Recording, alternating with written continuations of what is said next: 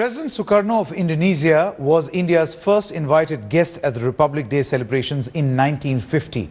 It is for the first time in 64 years that a US head of state has been invited as the chief guest on the 26th of January. Barack Obama is now into the last innings of his presidency, while Modi's reign has just begun.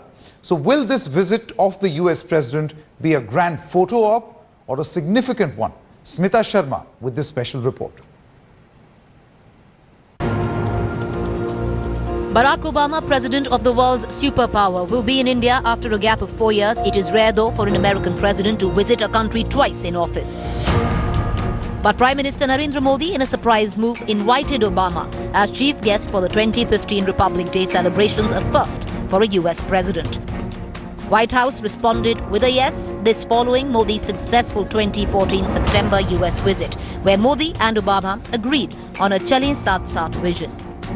He's not waiting for the bureaucracy. He's not waiting for your parliament to give him a green light. The fact that he's invited the president on your Republic Day symbolizes in many ways that this is someone who's willing to break the mold.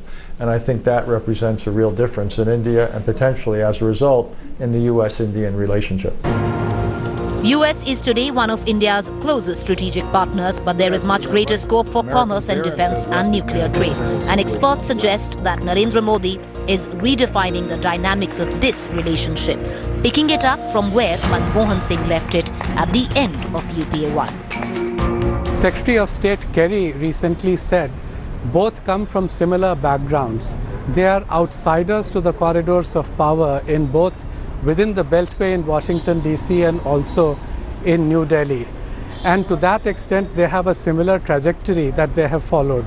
Prime Minister Modi went to United States.